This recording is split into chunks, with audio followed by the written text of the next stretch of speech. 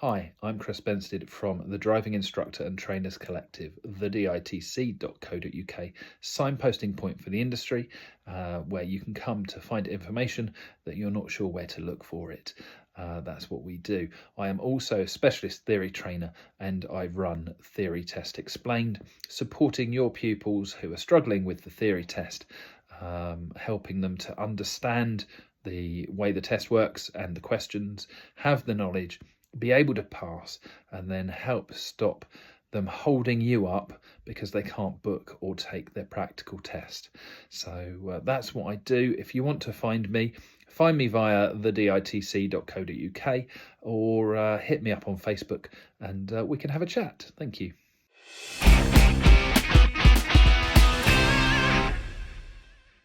Okay, so let's get into it, folks. Welcome. I'm Carly Brookfield. I'm Chief Executive of Driving Instructors Association. I am the kind of self-proclaimed, I suppose, motor mouth, but those who know me and hear me on a regular basis are probably not going to put up too strong an argument that I'm some kind of retiring wallflower.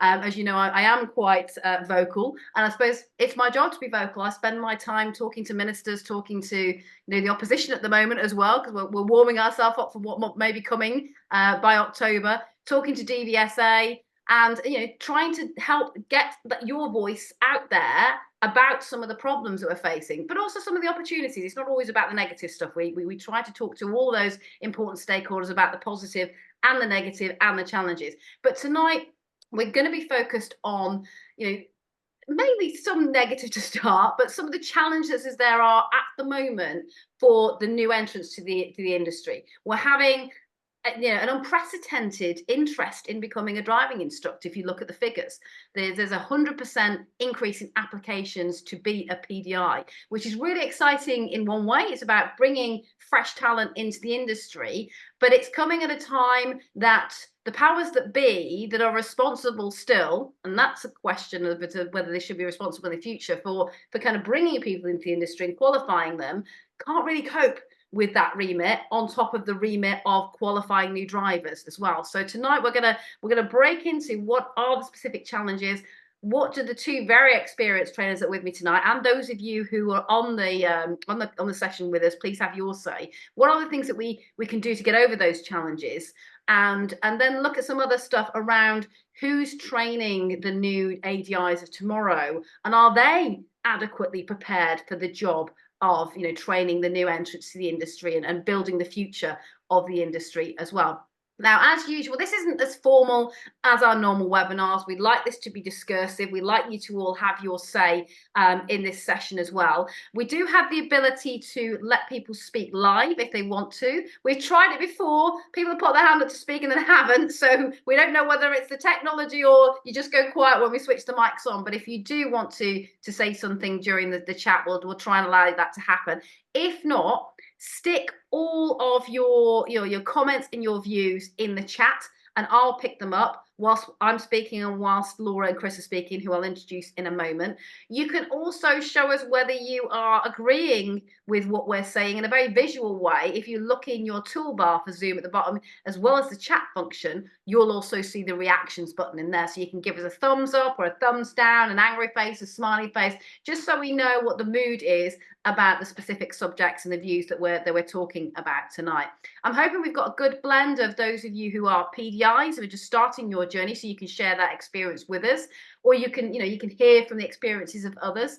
And I'm also hoping we've got some of you who actually train ADIs as well, so we can get your views and have a more holistic kind of look at what's happening out there and what do we need to do to improve the whole situation around developing new trainers and new entrants. So without further ado, I'm going to let Chris, who is one of our regular panelists on Motormouth, introduce himself for those of you who don't know him, which may be about 2 people in the entire industry, and also Laura, who's an experienced ADI trainer.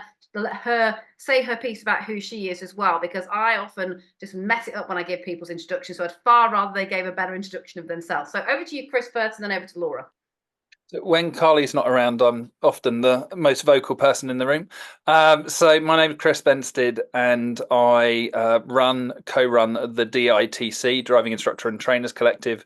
I'm an audit trainer, and I run Better Driver Training, based in Kent, Southeast London. And I'm also a theory training specialist. Since COVID, I've given up my on-road teaching for doing the theory training. So I kind of cover the whole raft of things, helping ADIs, helping learners, and also occasionally consulting with the DVSA and trying to get some change there. Great. And Laura? Yeah, so I'm Laura. You'll have to excuse my voice. I think I'm getting a cold, so I'm a bit husky.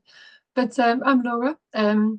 I have been training instructors for about 7 years now and love it. I created Go Green Driving Instructor Training with Lou and Blaine Walsh. And we continue to run Lou's PDI group, which has about 2,300 members now. And we support you guys every day and answer your questions, give you support, helpful ideas, etc. So we're always there to help people. Thanks, Laura, and thanks for joining us as a newbie to these sessions today.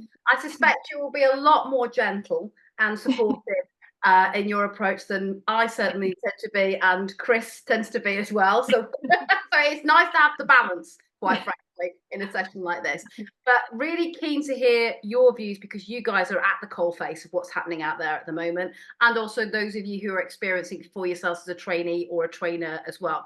Now, we've got a few kind of bullet points of what we want to discuss today, and we're going to hopefully try, although it's an hour, we're ambitious, we'll try and cover all these topics, but we're going to try and cover topics like what does good look like in terms of PDI training, and what does bad and ugly look like as well, because if we can talk about the bad practices out there, it can help people realize if they're in a bad situation and how to get out of it. But equally, by showing people what good looks like, it can either reassure them that they're on the right track or help them find the right track if they're not necessarily on it.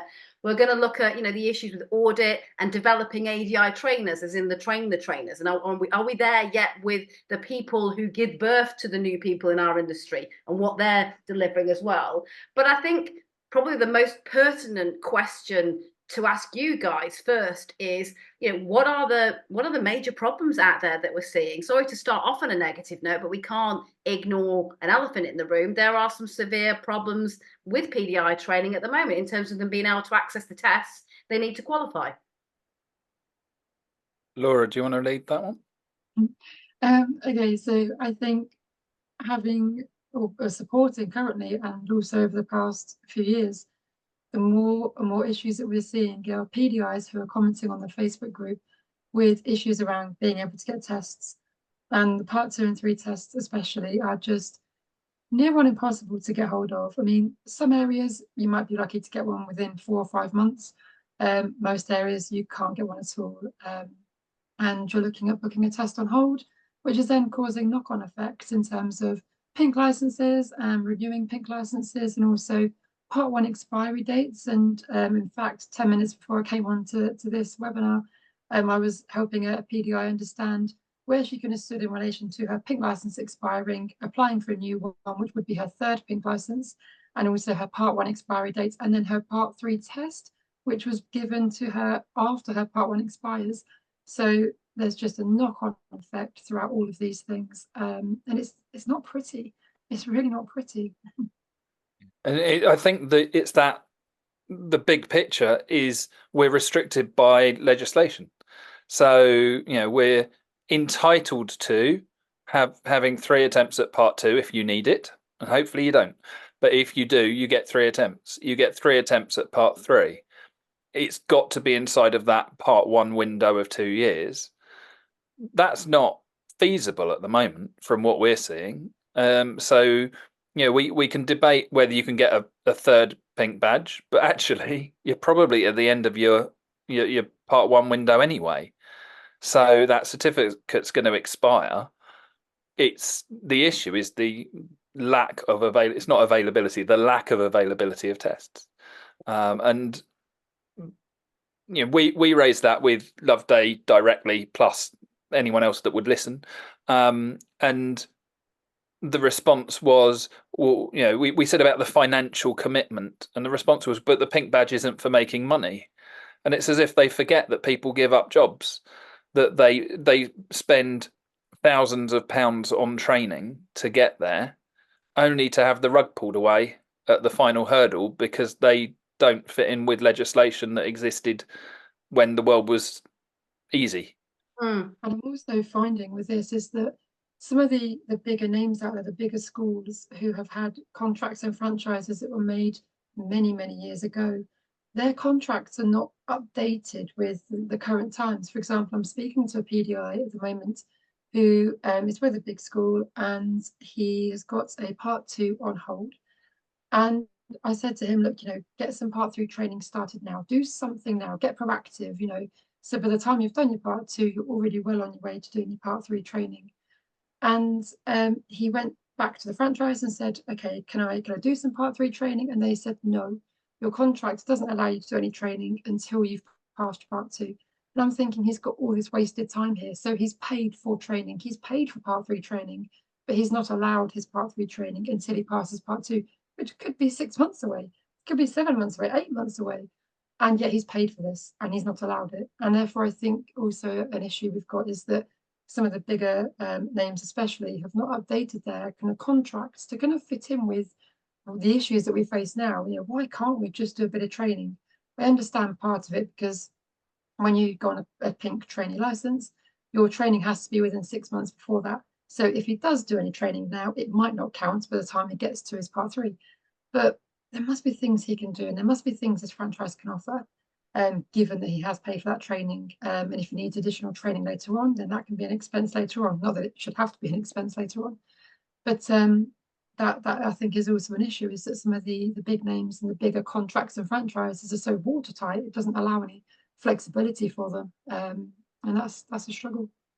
Yeah, really good point you make there, Laura, that I hadn't even thought about. So that's worth taking back to the franchise and the heads of the franchises themselves, because although the legislative stuff is hard to deal with from a DVSA point of view, however, commercial operators who are running their own ship to a certain degree do have a lot more latitude to vary their contract terms, and it won't place them in a pecunious position to do so, because you would never vary the terms of a condition and add risk if you were a commercial operator. So they could look at this, and actually it's a way of motivating and retaining franchisees and a good brand reputation. So as a commercial operator myself, I would be looking to be reactive to these circumstances, and as you say, helping some ADIs, focus on things they can do now rather than sitting around twiddling their thumbs, albeit twiddling their thumbs in a really pressure cooker environment and getting more and more stressed about it. Mm-hmm. Yeah, and 100% agree. That part 3 training doesn't need to be formal training anyway. So it could be, okay, we know it's difficult. We did this during COVID. We know it's difficult. Tell you what we do. Let's have a webinar for the group of you that's available, so you can be learning and growing during that time, because then we get better ADIs at the end of it. Yeah. But you have to wonder whether the sausage machine franchises want better ADIs, because they're the ones that leave. So, the industry is very restrictive. And as you say, it's not just DVSA that are the problem.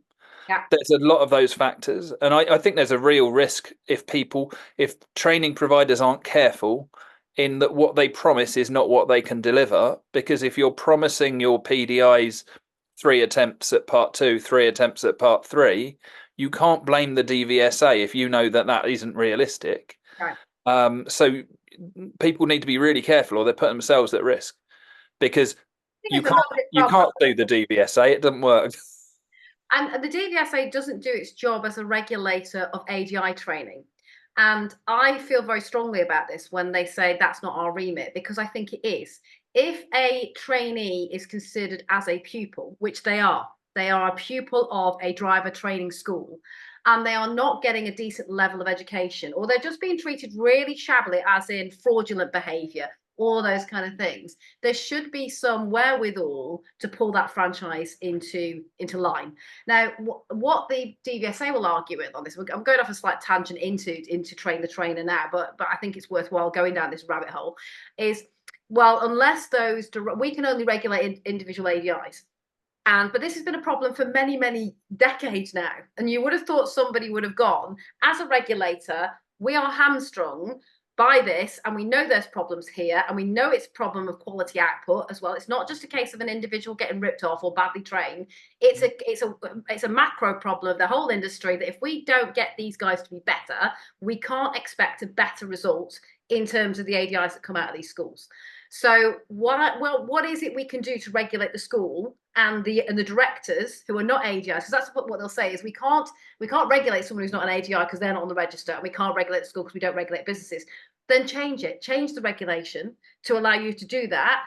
But actually, it's a BS excuse if the director is an ADI, because you can go up to that ADI if they do something like fraud or bullying ADIs or not providing the product for the money and all these kind of things, because that is not fit and proper behaviour.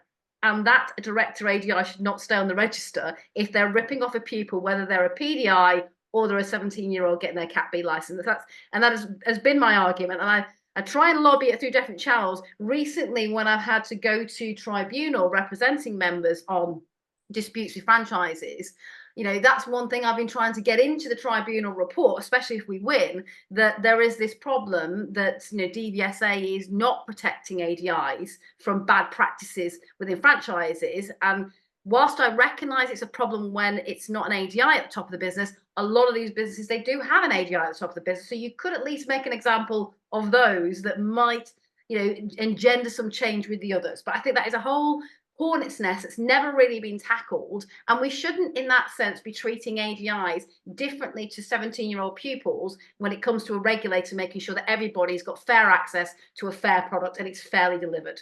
That's just, that's my opinion. So I think I'm just going to give some context, and I am not the DVSA's mouthpiece here, but I just want to give you some context, because obviously we meet regularly with DVSA, and sadly, next week I was supposed to meet with them, and this was a hot agenda item, but with PERDA and the election, we won't be able to have this meeting. But it doesn't stop us asking the questions. But the key question from DVSA was, well, what are you doing to tackle the waiting times backlogs for part 2 and 3? Now, what they're saying is, where the problem lies is they're still recovering from post-pandemic Cat B recovery problems. They've had to take people away from ADI testing to the front line of Cat B. As we know, in October, 240 personnel who weren't doing anything about testing will return to frontline testing for Cat B testing, never mind the ones doing ADI enforcement. So they've got a massive resourcing issue around providing people to test. There are other excuse, call it what you will, but their other rationale for the problems they're facing is this exponential increase in applications to be a PDI. 100% increase, over 4,000 new entrants that started this year alone. They're dealing with, quite a lot of people who want to become PDIs.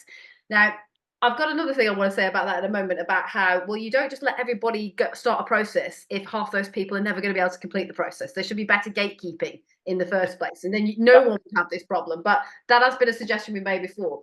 But this is what they're saying is the problem, that, from September 2023 to February 2024, they did, kind of a record number of tests. So 5,500 compared to 500 tests a month previously.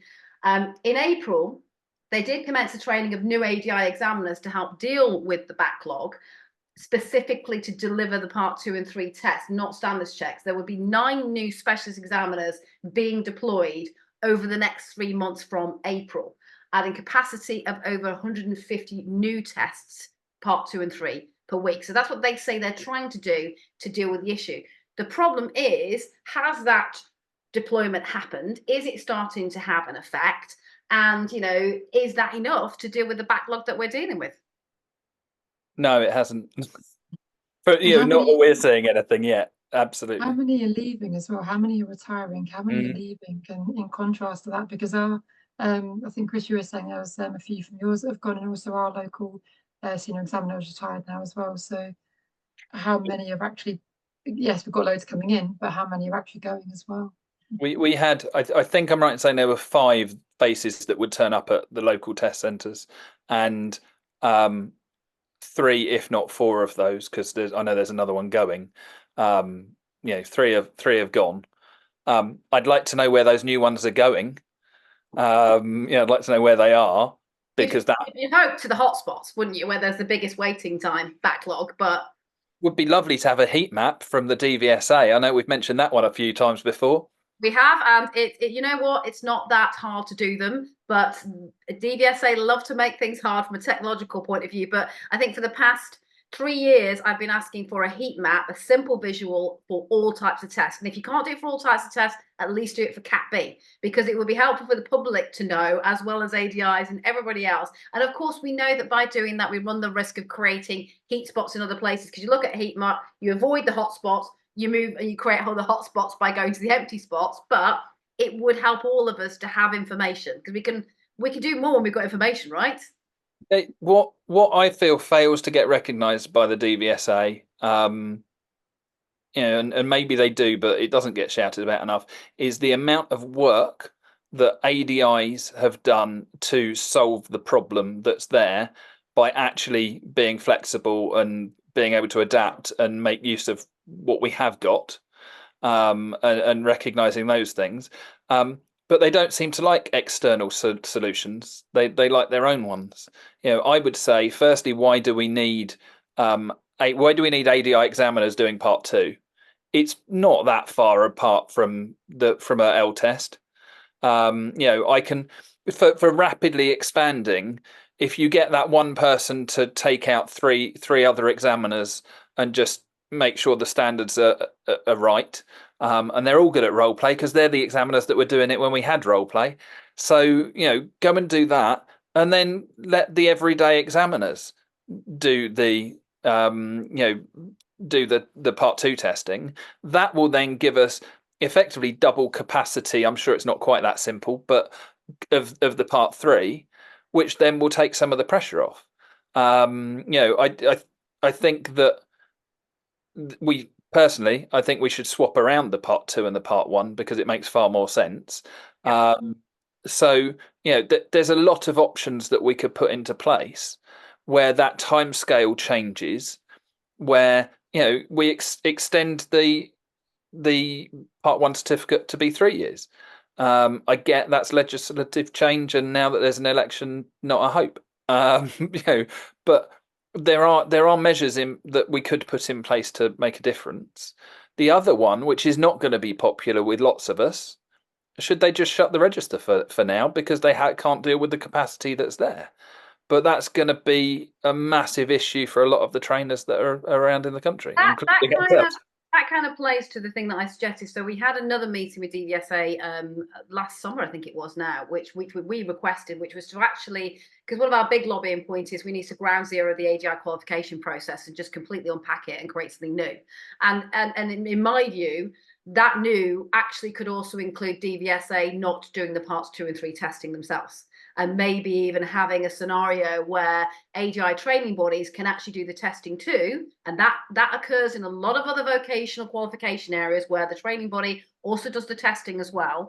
And people simply will go to the DVSA once they've been qualified with an accredited body and tested by an accredited body with a certificate to say they've completed all formal training, given a license. Now, that was slightly like modernising driver training 2013, but not necessarily with the testing part being done by these bodies. But that is where a lot of vocational areas have gone to, because of these constant resourcing issues and government agencies not being very good at resourcing things as well as as more commercial operators can. So that's one thing we have suggested is, should you be doing any of this anymore, DVSA, because you don't do it very well, and it's a distraction from the one thing that people really want you to do at the moment and get right, is at least get the Cat B sorted out, because if you don't sort that one out, you can't sort all the other stuff out.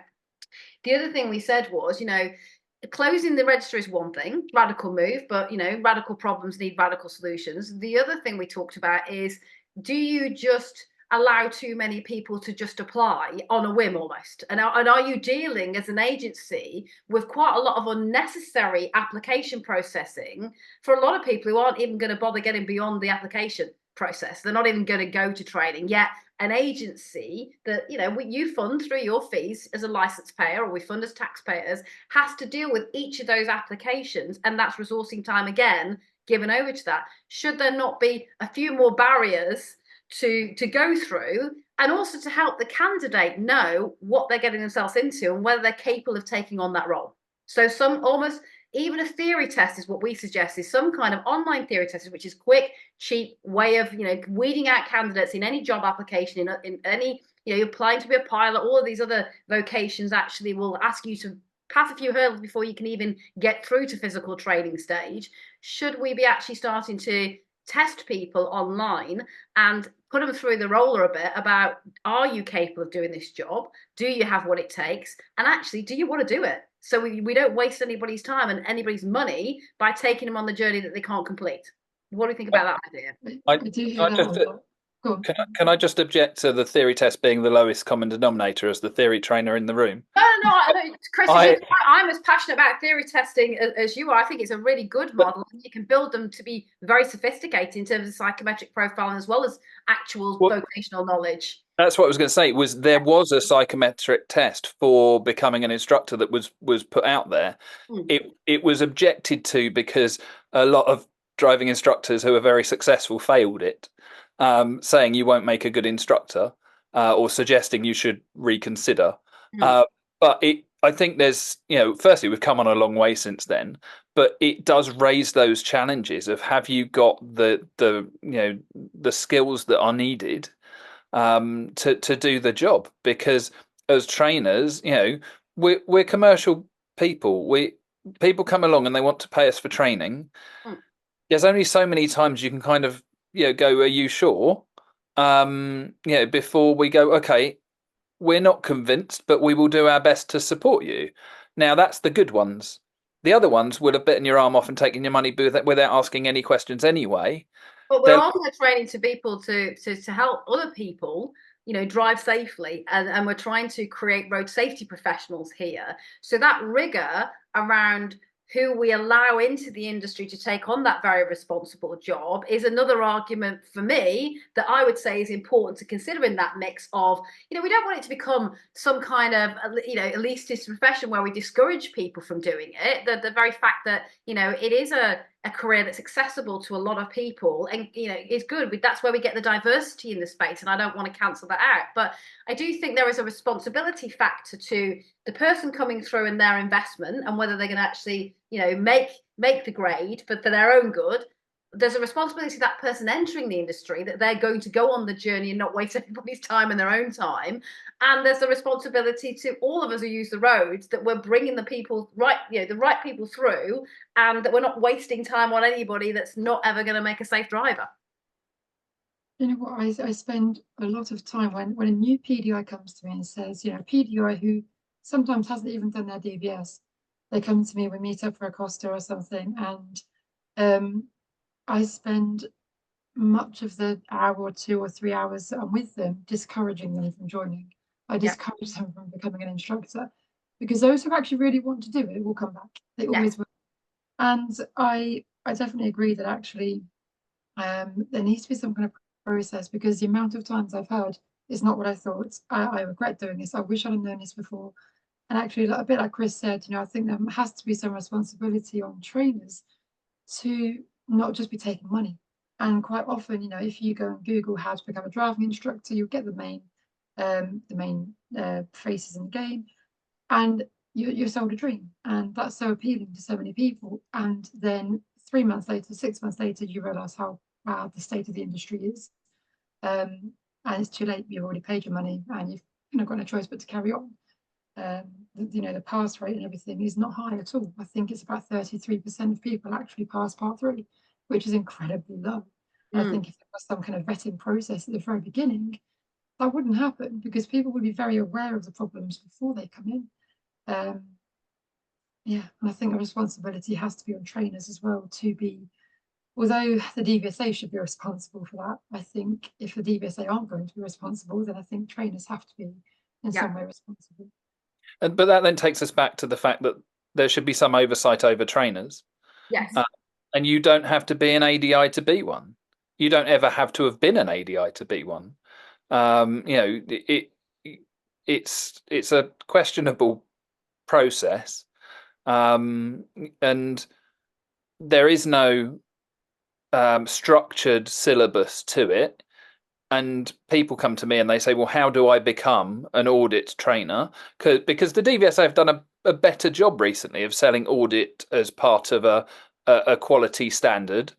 I don't think it meets what they're suggesting, but they've done it quite cleverly by saying, if you fail, you should get an audit trainer, and just dropping in the phrase in the right places. They've done a good job, but that doesn't mean that standard of audit trainers gone any higher. I'm an audit trainer not because I value the audit standard, but because they won't listen to me if I'm not. So the only way I can get listened to is to be part of their club. I know some awesome instructors, awesome trainers that are not audit, and I know some questionable trainers that are. That where we pick up the pieces so often because things have gone wrong, and until that is is a mandatory requirement for being a trainer, and there's some kind of oversight. We can all do a brilliant job of vetting people, of sitting down and giving them the guided tour, being really honest with them, but there'll be someone else down the road ready to just take the money and run.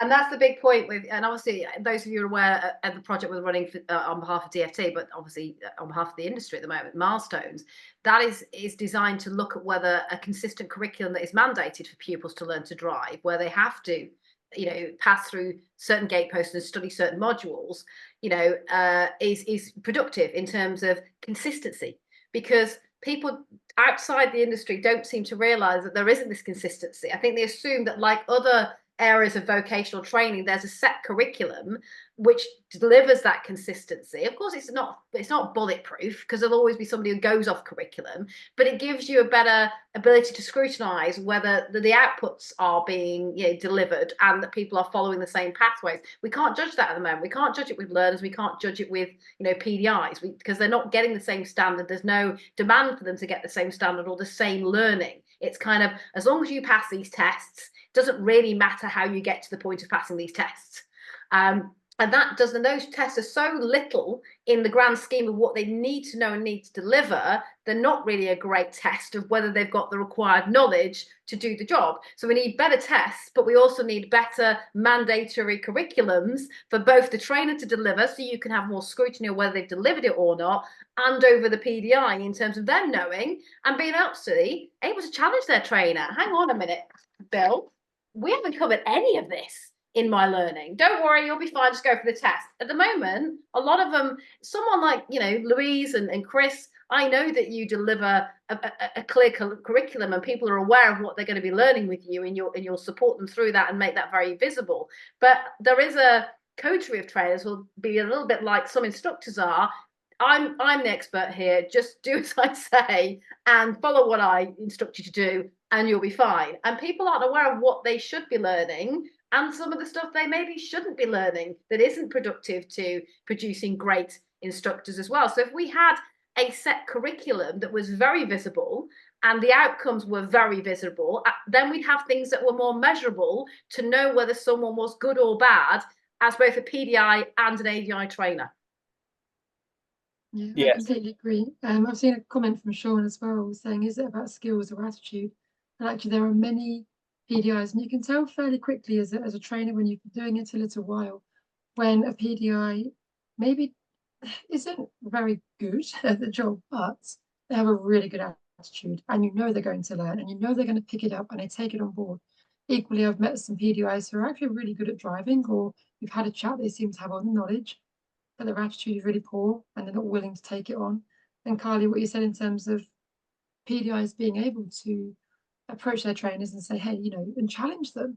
And I've always said to my PDIs, and also the PDI group, like I said, we've got over 2,000 members in there, challenge me, because I know that I would always say things I can just. Quite often in the PDI group, we hear people say, but my trainer said to do this, my trainer said to do that, this is what my trainer said, I trust my trainer, why shouldn't I?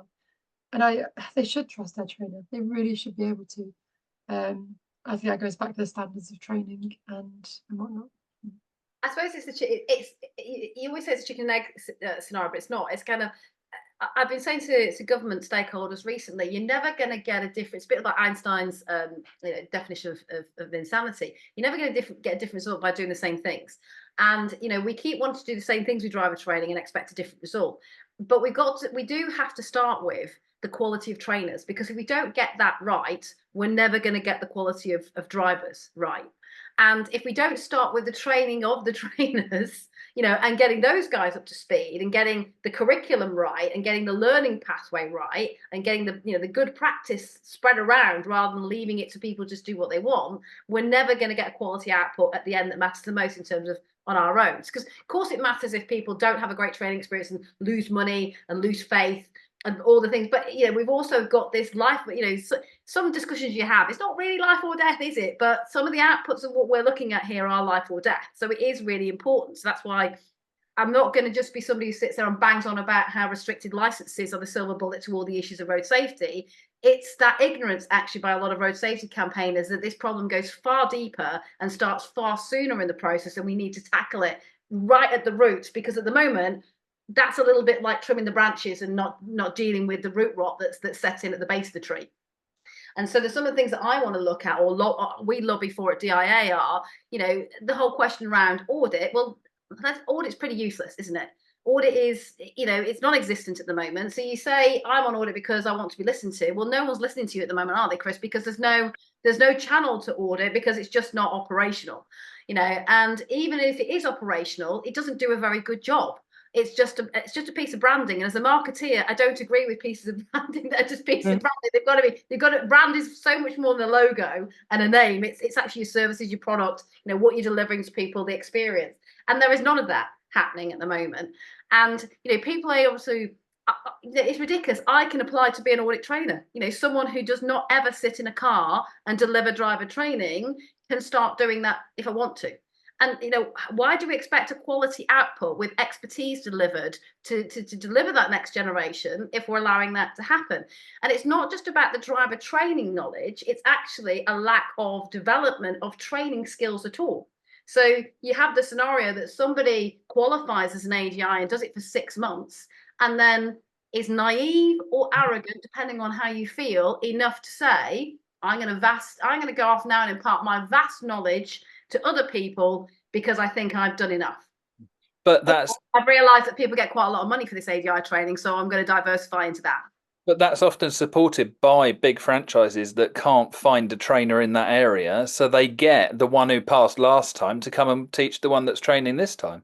So when Laura said, that you should trust your trainer, if you've chosen them, if they're handpicked, lovely, but you don't know what you're getting or who. And I think that's probably, I'm sure Laura's the same as myself, that's often the call that we get, which is, I've signed the contract and now I've got to travel for 2 hours to get any training or more from someone who doesn't seem to know what they're doing because they've never done training. There's a big difference between teaching a learner driver to drive and teaching someone to be an instructor. And it's a massive difference. And there is not a formal qualification process for it. There's people that do train the trainer courses, and some of them are brilliant and some of them aren't. There's processes available to you, but we make it up if we're honest. Every trainer out there is making stuff up. It's just that some are better than others at doing so. And that doesn't mean it's bad at all, but it's driving, isn't it? Driving's based on age and experience, and I've been doing this long enough that I can go and train someone else to do it now. Yeah.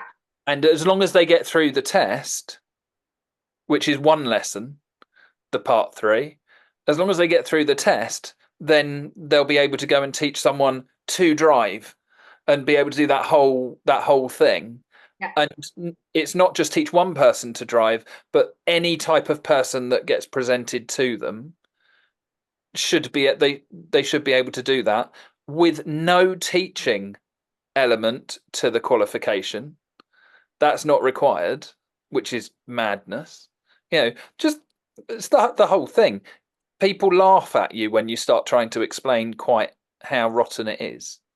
I mean, Stuart, who I know is a very experienced trainer, Stuart Lockyer, just made a valid point that, you know, it's not, we don't start with the quality of trainers. We actually start with what do we want the PDIs to come out like? You know, what do we want them to be when they come out, and what knowledge do they need to have? And I completely agree with you. That's the bit where I say, if you mandate a curriculum, and I'm not saying we know what that is right now, because I think it needs some thought and discussion as an industry. I think there's definitely things we do need to include in there which aren't in there at all. I mean, it's shocking and it's ludicrous to me there isn't a safeguarding element to training a person who is dealing with young and vulnerable learners. You know, that is just, it must be the only professional training, post, as it were, out there, professional, that doesn't have to mandatorily do some of these things. Also the business element, there's some other elements that I would say were absolutely mandatory.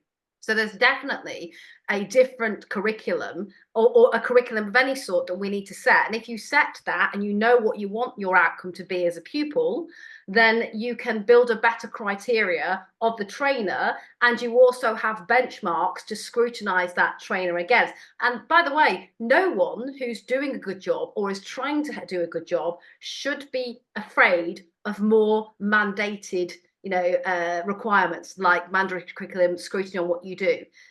It's a truism in life, I'm afraid, that the people who are afraid of things being mandated and don't want to be told what to do are not necessarily the best people that we should be listening to in that respect. Because if you're good at what you do, you should have no fear of scrutiny.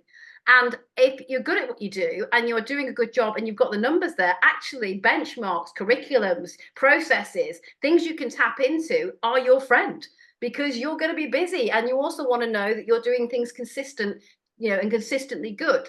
So I think, there is so much work to do around this area, and it's so important that I can't understand why we haven't started dealing with these root issues in the industry, because they just continue to cause problems as they're allowed to just rot further and further.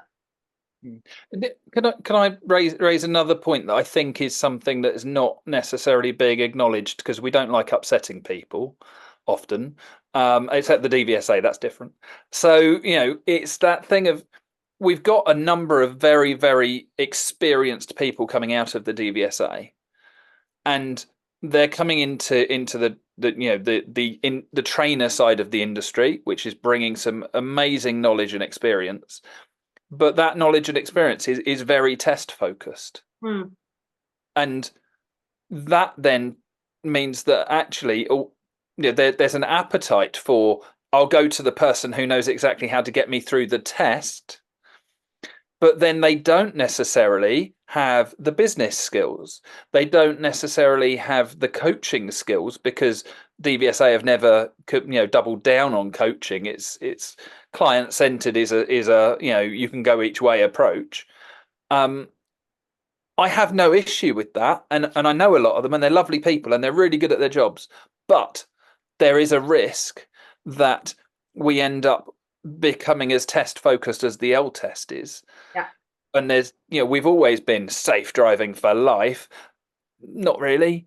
It's not there, and that's because we have a minimum standards focus. And the best thing that any PDI can do, and it'll cost a little bit more, but you will earn more when you're doing the job, because you will qualify and you will be successful, and you will scare some of the local ADIs that have been doing it for a lot longer, because you'll be better versed and better qualified than they are. Doesn't actually have to cost more, because the thing is, what we should be employing in the delivery of learning to the ADIs of tomorrow is that digital learning element alongside the practical learning element, because actually by allowing them to have that flexibility in their learning, that gives them a better chance at being able to achieve. But also it's encouraging them to themselves to get au fait and okay with digital learning, because that's what they should be trying to wrap around their pupils when they go out there as well. We know driving is a very practical skill, but we know that driver education can be delivered via online means, and the more we're doing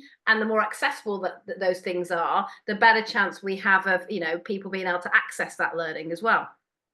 But some of the loss leading franchise approaches means it will be more expensive on the cover of it.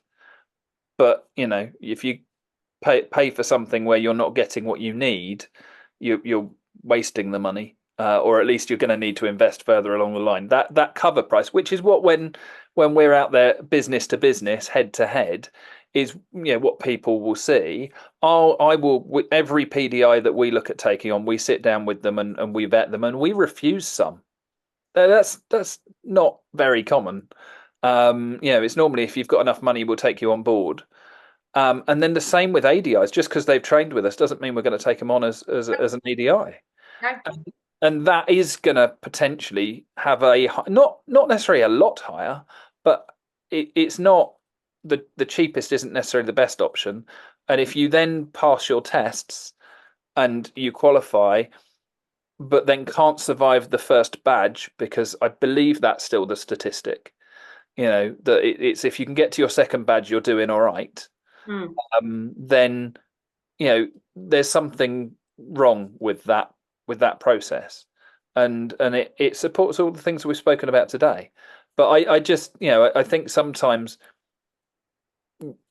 we can't make the legislative changes, but we can change what is spoken about. Opportunities like this are so important, so that people can find it before they sign on that dotted line and then phone us later and cry.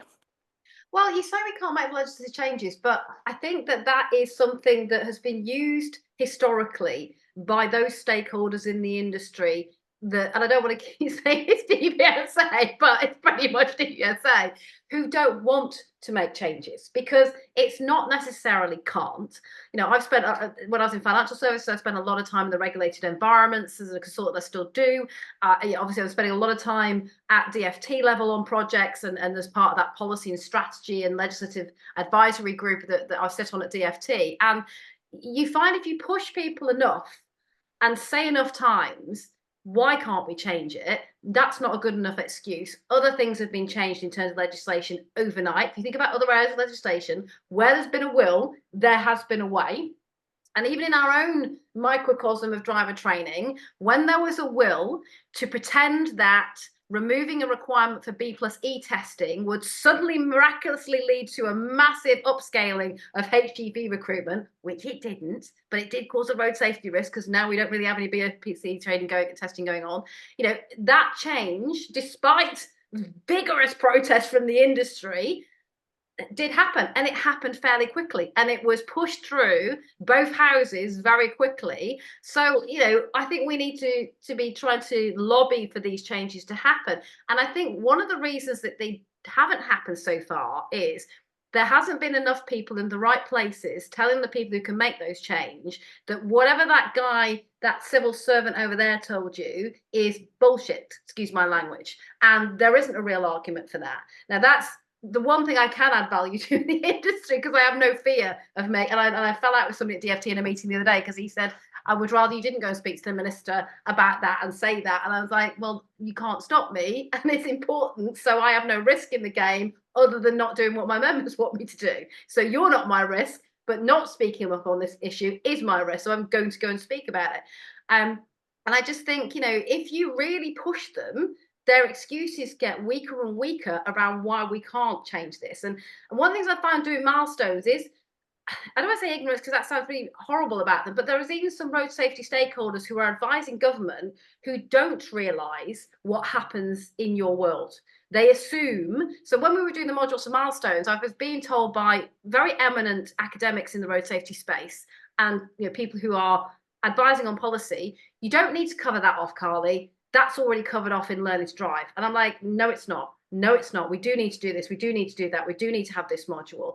And it became very clear they didn't have enough knowledge of what was going on out there. And I said, and we had that conversation a lot about if you don't get the driver trainers trained right, excuse my clumsy language there, we'll never get a better solution with the drivers themselves.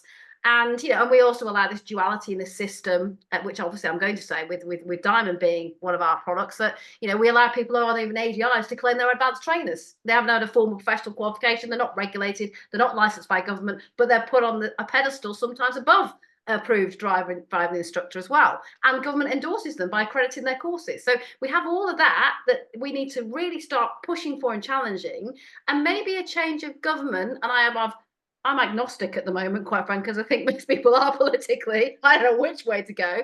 Maybe we do need to, to see this as an opportunity that if we educate the incoming people whether they be blue, red or yellow, there will be changes of ministers in our space, and we get to them before the people who don't really know what they're talking about do, then we might have a chance of them concentrating on the things that are really important in our sector. So we're in the midst of writing a manifesto for driver training, and it's not just going to be what people like PACT bring out and, you know, IAM, which is all about restricted licenses and doing this and doing that to the driver. It's actually going to be about, if you don't reform how we train and qualify driver trainers and how we regulate them, then and develop them, then we're never going to get a better result over here. So these things can't all be done disparately, and they're equally important. So we need to get on top of them. Otherwise, we'll keep seeing the problems that we have. But if you speak to an MP at the moment, they'll kind of assume that pre-test training is okay. You don't need to tamper with that too much. So that's why we need restricted licenses. And we all know that's wrong. And that ADI training is where it should be. And there isn't really any problems with that other than people being able to not get tests. So we don't really have to tamper that. That's why we need more voices saying, no, look over here. There's fires to put out over here as well.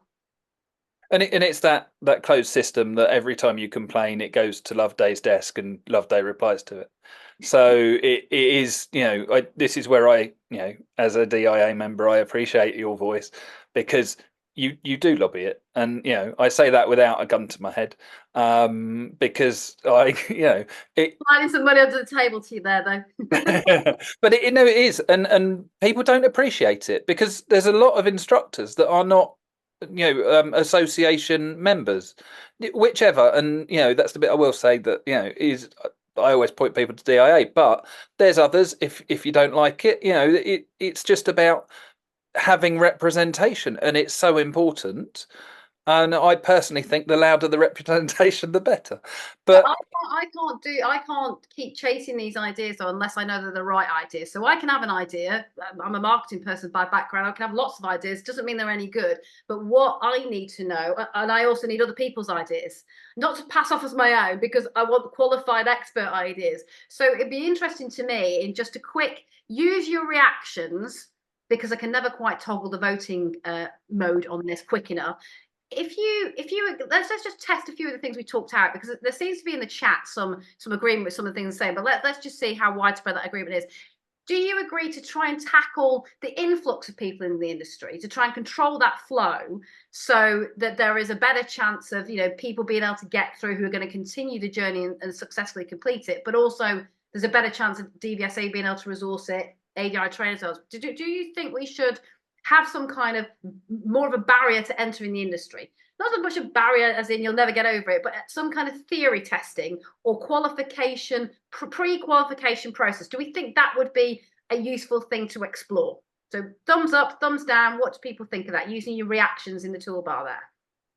So I'm just looking. So there seems to be some support for that, because otherwise there's no point me going into these rooms and talking about things for people to hear that in the industry and go, who the hell let her in the room and why is she talking about that, because that's a rubbish idea. But your question is a little bit like a DVSA survey. There isn't a thumbs down option. You need to give them something that they can actually select that gives the result that they want, rather than just a okay, well, thumbs up or don't say anything if you don't like it. So I thought there was an angry emoji as well. No, there's a laughing face. It, you know, came up earlier when we suggested the DVSA might be able to help. Yeah, there's one there.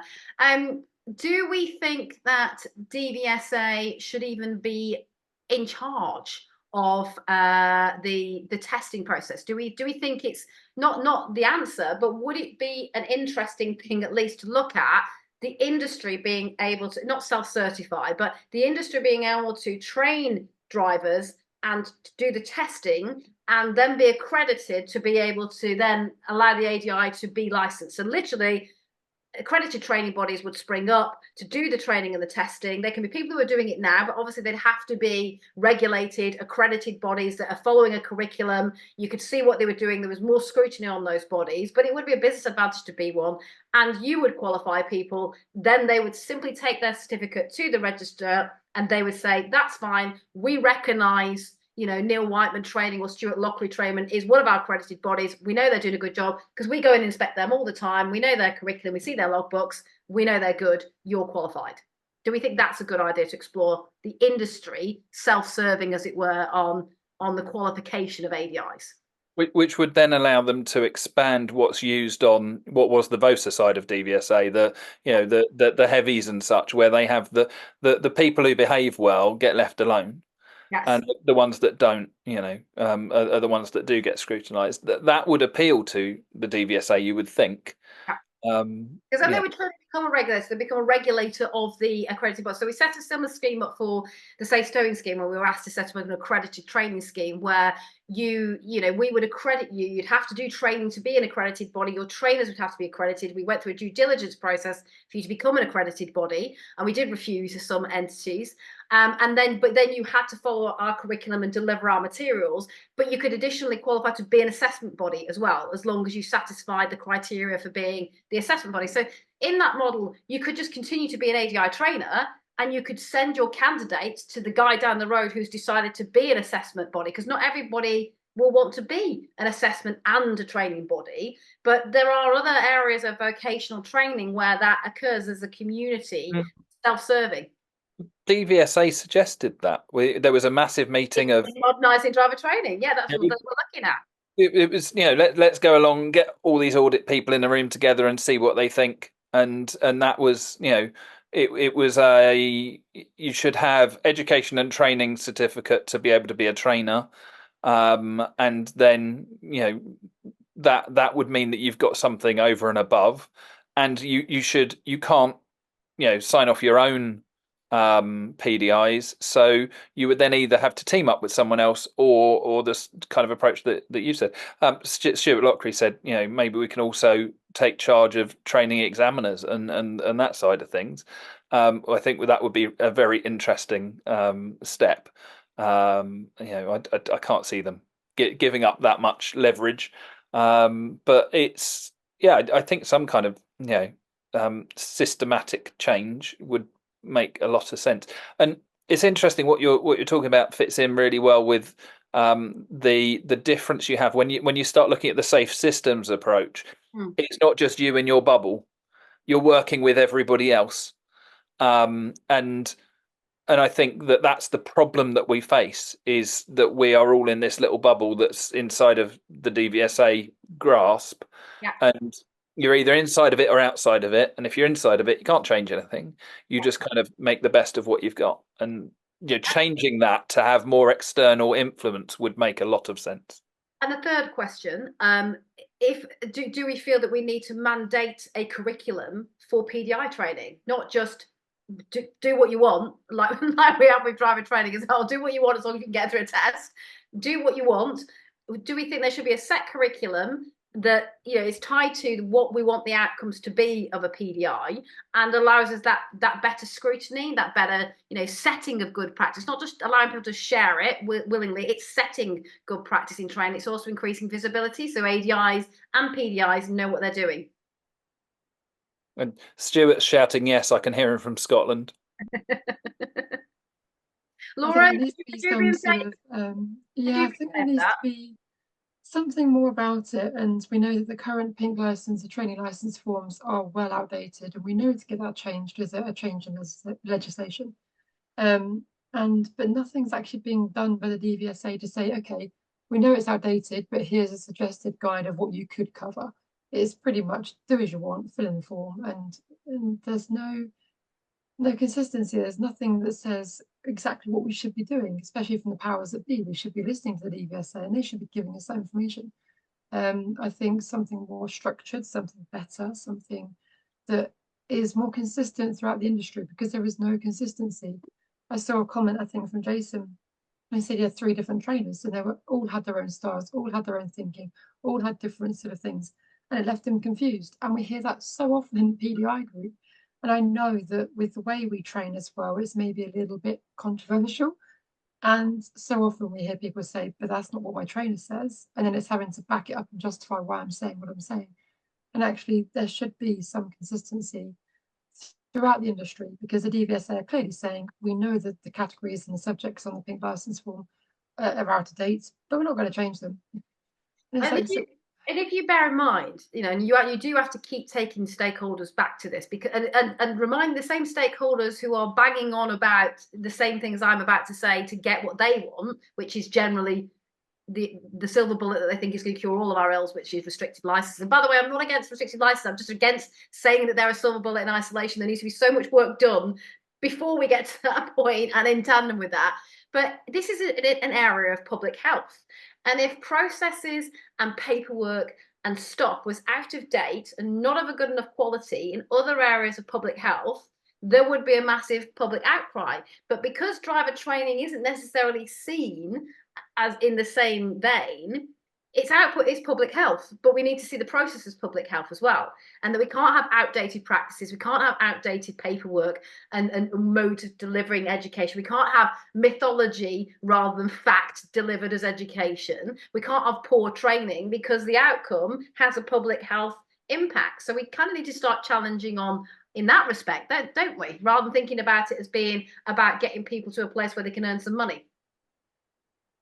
I agree, and I've just seen Sean's comment there as well about it's also the ongoing sort of CPD, and again, up until kind of COVID and everything, within a year or 6 to 12 months of passing your part 3, you are subject to another standards check. That's not happening, and then that leads, PDIs who have just qualified to thinking it's okay, I'm not going to get targeted as such, and they don't do any more training. And when their standards check does eventually come around, we see so many of them failing. Like Chris said earlier, if you get your second badge, you're doing well. And actually, in some of our other groups that we've got, quite often recently, we've seen people saying how lonely they are. They don't feel supported. They don't know what to do. They don't know where to turn to. And these are ADIs who should know where they can go to get support or CPD or anything like that. And it's just not out there. And we train them to be lonely because we do the training one-on-one in the first place. So if there might only be 2 of you in the cockpit on your average Airbus, each week, but you are trained in a team when you're training, and you're trained alongside cabin crew, and you're trained alongside a coterie of other, pilots as well. So at least your training starts in a group setting. And also, for the people I know work in those professions, they've developed friendships with other pilots that they can tap into as they learn, and that they can tap into as they progress as professionals as well. So maybe we need to look at the fact that we need to have more classroom time where learners in this context can go and integrate with other learners. And I think that's a great boon of learner driver training. If you are doing some kind of classroom training, like theory test training, as I know Chris is an advocate of, even if it's virtual classroom, at least you're getting a sense of a community of learners that you can start to network with. And at least that's some support if you're not already in a good network like Go Green or Better, where you try to put a lot more community around your learners as well. Just replying to Sean now on the compulsory CPD, I think if you were going to build any new curriculum for the future of driver training, you would not just stop at part 3. You would look at the fact that there would be mandatory retraining and retesting, as you see in other areas. So just off the top of my head, the gas safe register, you don't get to stay on the gas safe register. You have to requalify at some point. There is mandatory. Okay, it's not CPD. Some people it's not CPD if it's mandatory, but there is mandatory training that you have to do to stay current, and that's the same for doctors. That's the same for pilots. That's the same for lots of professions that are, go figure, a lot more respected, because we know that there's that rigor of training and retraining and refresher training. Or when something new comes to light that you realise there's a gap in that professional's knowledge, you then have to say, sorry, but the whole industry has to undertake that training. It's too important to the outcomes. So all of you, I don't care how long you've been doing it, are going to have to prove to us that you've done that training. And we don't have any of that at the moment. And we do leave it to people's choice, not just of what they study post-qualification, but whether they study anything at all. So I think any curriculum you built from ground zero would have to be about a professional lifetime of learning and development, and not just letting people get a certificate and go off into the ether and do what they want. And that's why anything you do, I think, has to be in tandem with a modular curriculum for pupils, because then you can compare the results. And if the guy isn't doing well with his pupils on more than just one tip report, it's about more outcomes that you can scrutinise people against. So you're going to have to intervene and develop better training structures around that person as well. So thank you for those inputs from people, because that's really important in developing the kind of policy proposals that we're working on constantly, really. and also this kind of little piece we're going to do, or hopefully a big piece around a manifesto that we can send out to all parties, and all the things that they should be considering are important to road safety. Because otherwise, all you're going to see yet again in those manifestos is something about putting more cycle lanes in, and maybe a little bit about restrictive licenses, because that's all there is to do with road safety, right? So, I think that, anything you want to feed into that process, I'm writing all of that at the moment with my team. I'm really keen to hear from you guys, because you've got some great ideas and great experience to back that up as well. I know we're on like 7 minutes past 8, but I'm happy to continue for another 10 minutes. So if people want to stay on, if you don't, this is recorded. You'll be able to catch up on this later. Is there anything else that you two think is really important that we discuss and cogitate on now around the whole area of PDI training? If I can just quickly pick up on what you just said about kind of mental and health and community side of things, and quickly plug the ADI walk back that we've started across the country. There's groups of ADIs meeting up on the second Tuesday of each month. If there's not one in your area, then there's your opportunity to find someone and go for a walk. Just focused on mental and physical health, because it is such an issue in the industry that we've got. I had at the DIA conference the opportunity to ask one question of Love Day, and my focus has always been, what are we doing about mental health? Because it's such a challenge, and they're the calls that we get, when it's too late. So I just think on that side of things that there is something available, and get in touch. I'll pop the details in the chat, but get in touch. Send me the details, Chris, because then we can put that in the magazine, and then those can give it some focus as well. And that's the thing. It's like we need DVSA to be promoting this as well, that you don't just join an association for when you get into trouble, as in you've got a tribunal, or you've got an investigation under conduct, conditions.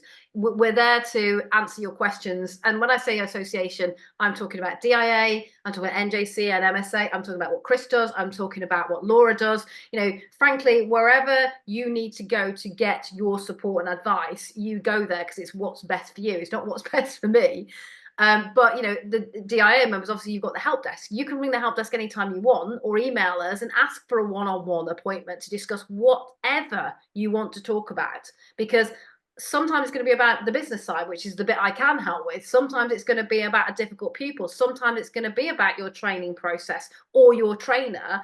We're not the DVSA, and we can't regulate, but we can raise things with the DVSA that aren't passively being raised by individuals, and we can be that listening ear and that empathetic person to try and support you with what you're going through. And the same goes to Chris and what he does, and the same goes for Laura as well. So it is really unfortunate that we build the industry to be lonely from the get-go, and that's where I'd like us to take ADI training, that it stops being lonely from the get-go, and we think about making it more inclusive and than kind of isolated. But until we get to that point, do tap into those services and some really good initiatives that Chris has just outlined there, because we're all getting the taste of isolated working post-pandemic if we're still working from home, and it doesn't suit everybody to work like that, does it? No, absolutely.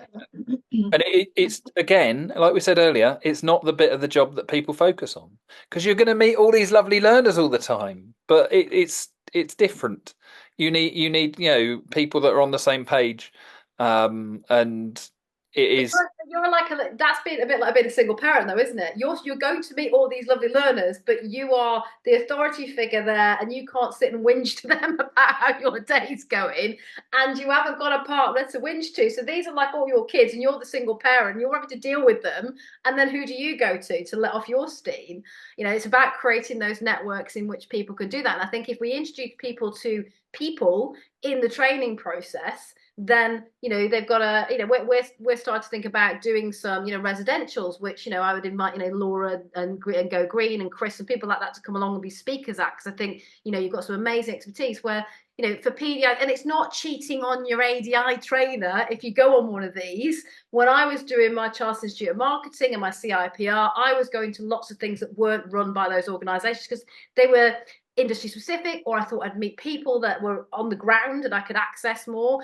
And, you know, I think if we can give people opportunities to go off and do that stuff, and maybe as well as the learning, do some silly stuff as well, because sometimes it's the silly stuff that makes us bond with people. I think, you know, if we can look at some of those opportunities as well, then I think that would be helpful to developing people who want to stay in the industry, and then pass that learning and that support on to the new people coming up behind them as well.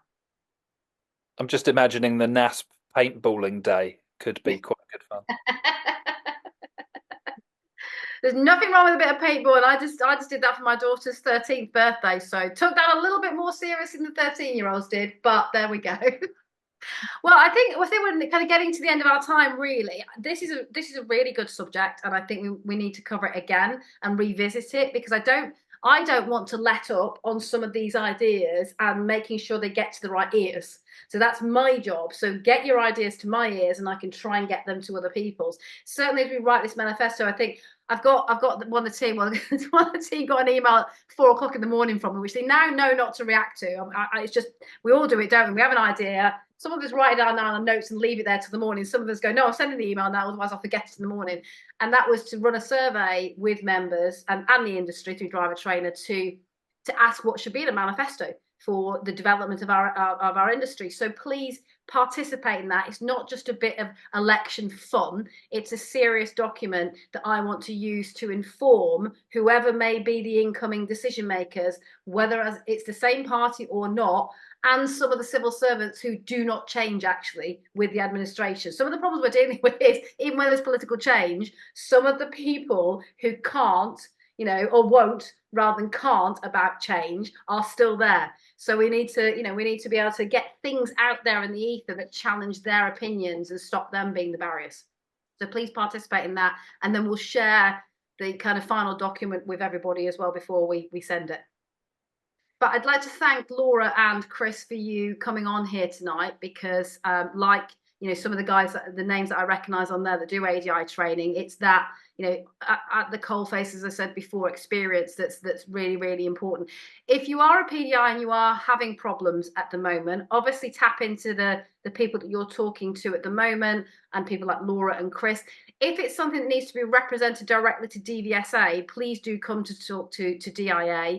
If it's to do with appealing any of the decisions and things like that, the more of you that come and talk to us about these problems, the more that we can educate DVSA. It's not just an individual thing, it's a macro problem, not a micro problem. So you can't penalise everybody, you know, the better, because it's more grist to our mill when we're having those conversations. And we are putting together some FAQs for the industry. I suggested to NASP today, look, we're not going to get a meeting with DVSA to discuss part 2 and 3 issues in the next couple of months, but we can keep lobbying them, and we can also inform people of the questions that we've asked and what are the answers that we've been given.